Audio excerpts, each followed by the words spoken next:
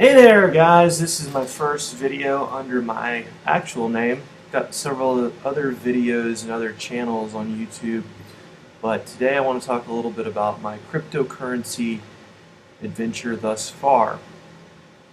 Last year about this time I actually met with a guy in Uptown. He had his own Bitcoin meetup and he had this sort of open-ended come as you are type group.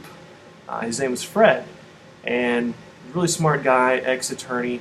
Um, he spoke to me more about what Bitcoin really was and how it could actually change the way we do business and the way the internet operates.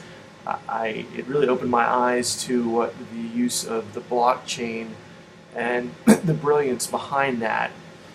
Thus, fast forward till about a month ago, another guy here in downtown was speaking a lot about this sort of secondary cryptocurrency called Ethereum.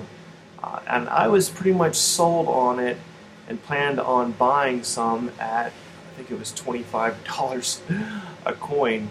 Well, about 3 weeks later, it went from $25 to $250 and then up to $300, and I was like, oh man, I sort of missed my chance. One, because I didn't realize how easy it was to buy some of these cryptocurrencies. Now, I wouldn't say it's easy to buy all of them, but for the top three cryptocurrencies, Bitcoin, Ethereum, and Litecoin, it's extremely easy to buy using a cryptocurrency exchange called Coinbase.com.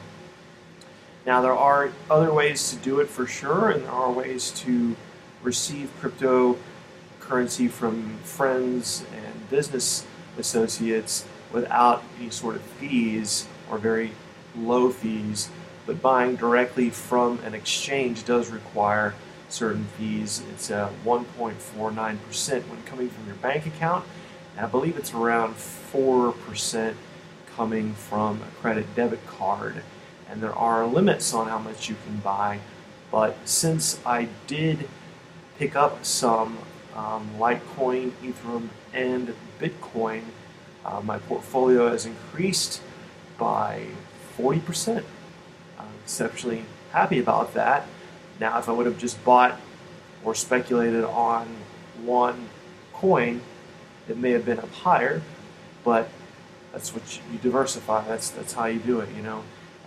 Typically, people in the stock market, if you're buying like index funds, you're buying a piece of 500 different little funds.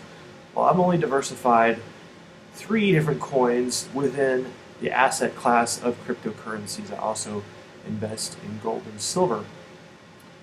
I got out of the stock market a while back when I had to pull out of my 401k twice in times of emergency, and at that point I realized how illiquid 401k is as far as being able to pull out in emergencies, which most people do need to do such things.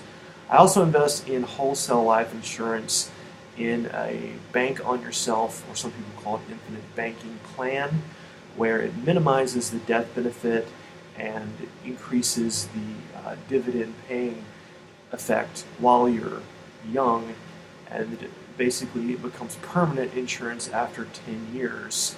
It's a great way to finance cars and houses, mortgages, business expenses by having a forced savings plan that guarantees, I think there's almost no investments out there that guarantee, but this one guarantees 4%, at least 4% a year, which may not sound like a lot, but it relieves the stress of the ups and downs of the stock market. They've done studies showing of all the fees you pay and all the up and down on the stock market plus inflation. Most people make about 4% or less. A lot of people brag about, oh, well, if I was making 12%, then such and such and such and such would happen, sort of in that perfect ethereal world that doesn't exist anymore. That was really pre-2001, 2000, where folks could depend on making 12 to 20%. And that's including folks that are sort of more hands-off, that plan on diversifying in a large way. Now, if you're more of a gambler and you purchase large blue chip stocks, you can definitely get higher than 12% if you're really on top of it, you do your research. But at the end of the day, it's still a gamble. So I have my foundation of wholesale life insurance, which is going to end up funding my retirement, part of my retirement. And then I have these cryptocurrencies, which based on the research that I've had and based on sheer law of scarcity, will go up over time since there's only going to be so many, I think it's 81 million Bitcoins ever created, and they will be creating them up until the year 2040. Same with Litecoin, there's only going to be 21 million coins ever created, so it's very similar to the scarcity of gold and silver. Now, some would say that Ethereum is more like a fiat currency because there's no limit on how many will be created. Although that may be old news, I need to get up to date on that. These may not have decided how many they're going to create yet. So I'm learning as I go, and I'll update you as I go about my journey through cryptocurrency.